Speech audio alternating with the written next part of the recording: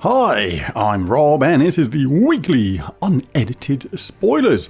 Checking out what's going on next week in the world of Gems of War. You get all the mistakes, all the cups of tea slurps and things like that included, completely free of charge. Absolutely fantastic. So if you've not done so already, make sure you grab the Icy Portal from the Glory Shop. Nothing special about it, but hey, it's another free troop, so you may as well get it while it's there. And next week is the start of a new campaign, isn't it? Yeah, this one's pretty much ended or done and dusted. And we get a new one. And this sounds actually quite cool. The Trident of Dargo Nath. Sounds alright. I like the sound of that. Hopefully it'll be something quite decent. Anyway, recently my girlfriend asked me if I was having sex behind her back. And I replied, yes. Who did you think it was? It's like, come on. Oh, I don't know. And oh, that caught me funny at the last moment. Alright, so next week, of course, we have a new Soulforge. I'll be doing a video on Monday. Popping into the Soulforge, telling you what I think are the best weapons and indeed the best troops to craft from there. And an Underspire team too. I'll be at the end of that video. I'll put the Journey event team in the middle of that. I'll do a quick team on Underspire, showing you a nice quick team to whiz through there. I've got to start playing the Underspire again. I've kind of forgotten it's existed for a little while. Did get into the habit, and it's a good habit of getting into if you can spare the gems, about 1,000 gems a week for Underspire. If you can go all the way through it, the rewards are actually pretty decent. It's just, yeah, just kind of forgotten about Underspire for a bit, but hey, I've got to try and get back into it again. But yes, that Underspire team will be at the end of the Monday video. And on Monday we get a new set of epic trials. Broken Spire is where they're gonna be at, but there's no need to do a video on these anymore. They're all done. The strategy is the same. Just go into my channel, type in the Broken Spire epic trials in the search bar thingy, and you will find the strategy to get that team done. And the Kingdom of the Week is indeed a Broken Spire. So what we can do, we can actually take advantage of that and take a look at what troops are coming next, because when you open your chests, or event chests even, what it says on there is the Kingdom of the Week. Right now it's Draxum. So right now you can only get Draxum troops from those event chests, but on Monday, that's changing to Broken Spire. So what you can do, you can go to your collection in advance, be prepared, and take a look at all the troops from Draxum. And if anybody's greyed out, that means you're missing that troop. So by opening your event chests next week, you stand a chance of picking up a troop which you actually need and is missing. So there are some caveats to that though, like if it says Fire Rift on it, like this one here, it means you can only get it from the Underworld. Guess where from? Indeed, Fire Rift. This is actually a reason why some people are missing troops from certain areas, or missing certain troops, because they don't realise you have to get a lot of the troops from the Underworld, and you can only get them from the Underworld. It's like that's one of them. There'll be a few more as well. Like there's another one. There's another one. Like Magma Dragon, a fantastic troop, really really good. Damage to all enemies, boosted by red and brown gems. Conjures a lava storm when its turn begins, which is red and brown. Very good troop indeed, but you can only get it from the Underworld, from the Fire Rift. So make sure you do that. So we can also pop the mythics to the top. You can check them out, see if you're missing any of them. You can get Amarok. Dragon Lord Luther's in the Soulforge all the time, so that doesn't count. But Infernus, and you can get that into Infernus, really good. And Meteordon, you can't get that. You have to craft that from the Soulforge as well. But Salamandria, Amarok, and Infernus, all really good mythics. Salamandria is actually better than what she first seems. Infernus, not quite the powerhouse he used to be, but still fantastic for doing damage as well as some mana gen and burning all enemies on 4 or 5 gem matches. Can be really good versus certain teams. And Amarok, largely a little bit underrated, I think. Really, really good. When you got a red storm going on and you get plenty of red on the screen, you can get those Devour chants and get it repeat. Self-charge and do it again. Absolutely a fantastic troop. So if you're missing Amarok, Infernus or Salamandria, definitely bust open a bunch of your event chests next week. See if you get lucky and pick any of them up. The main game next week, main game is Journey. So we have an incoming Journey. We'll pick up that fella at the same time. He'll be the Journey troop. I'll be doing a Journey video on Monday after the Soulforge video, showing a hopefully really effective team for that, because To get the best score from Journey, is important to loop as much as possible, get a continuous loop going where the team can self-charge easily, get 4 matches and just repeat the process to do each battle in under 10 turns effectively to maximise the amount of miles you get. So yes, that'll be coming on Monday. On Tuesday we have a faction assault in the Fire Rift. There it is, that was an easy one, it was already there, absolutely fantastic. So make sure you do the Underworld. It seems like a bit of a chore, but you've only got to do it once, and when you do it, you get all those faction renowns and you get all those lovely stats to all your troops in every single game. Skill bonuses are global, that means on everyone.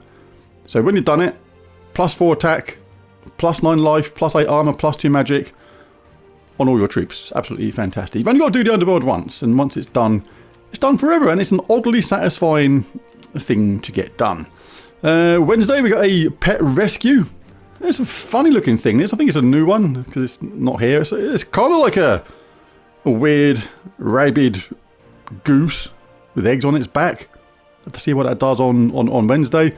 But yeah, it brings me to a little point I want to make about this, because I noticed this earlier actually. I was looking at my pets earlier, and I noticed I've got like several left on 5, but they're all event cosmetic only pets. Tons of them. This is the only ones I've pretty much got left to do. I've got a few others that are related to PvP, but most of the others are all done, and they're all the ones that are on 5 event pets, cosmetic. So they have literally 0 effect, and this made me think, is this like the devs being a bit lazy? I mean, there's so many of these. The event pet is cosmetic only, absolutely tons of them, and I don't think there's any real need for it, because it's very easy to give all the pets a very small bonus on things. I'm not talking about things like doing more team bonuses and things like that. You only really sort of need them for the ones that are relevant. But Goblin, that's another team one. That's related to Glacier, and that's cosmetic again. I'm trying to find a good example to explain what I'm on about. Yeah, another event, another cosmetic one. The cosmetic one, they're everywhere. But the point is, there's some which give a small bonus to a particular troop. Oh, Huanglong's Fall, like that's one. Like, +5 skill points to Huanglong. Okay, there's zillions of troops in this game. Rather than just all these annoying, like, things that are just, this event pet is cosmetic only, so they have literally 0 effect, apart from get it for the sake of having it and getting another pet for that kingdom at level 20, they could just relate these or tie them into so many of the lower troops that people don't ever use, and just give them like a, even if it's like a +3 stats bonus on certain things, just make them do something.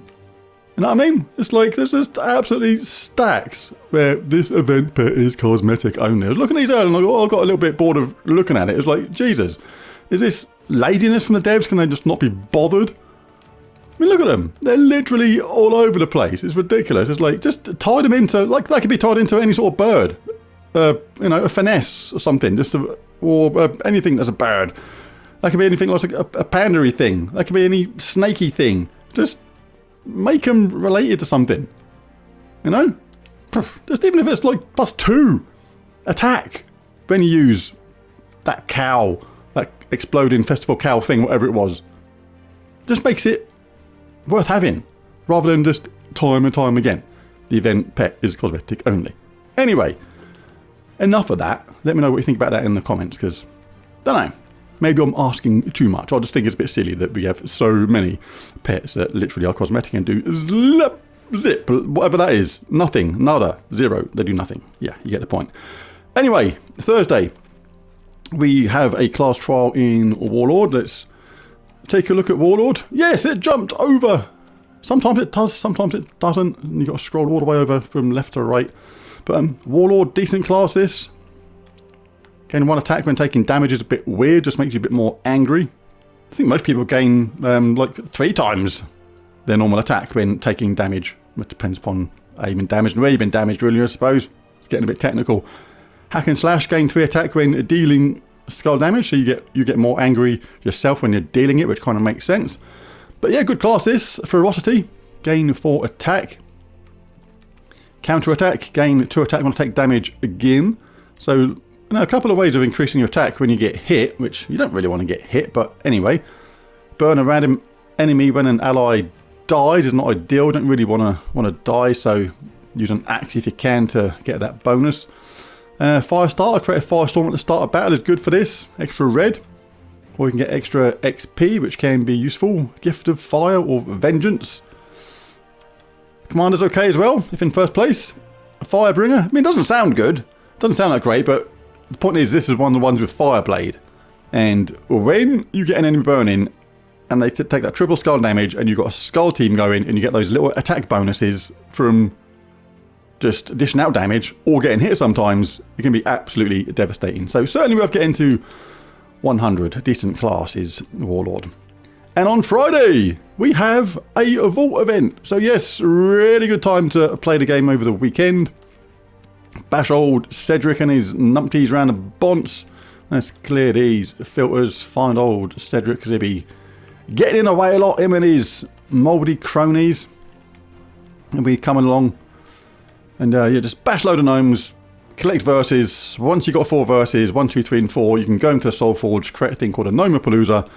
Get that started, and you can do a 15-minute run where gnomes just come crashing into the game again and again and again. You just use your quickest, fastest team, the things that get things done in a single cast really quickly, to just go through those battles as quick as you can and pick up tons of keys.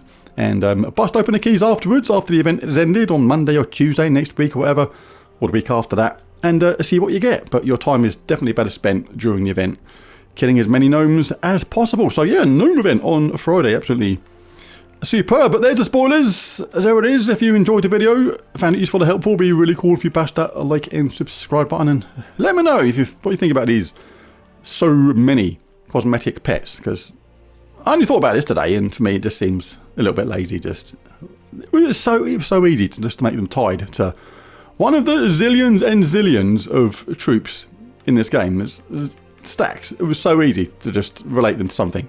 All of them. There's no need for any pet, really, to be cosmetic only. Ha! There. I've had my say. Thanks for watching, and bye for now.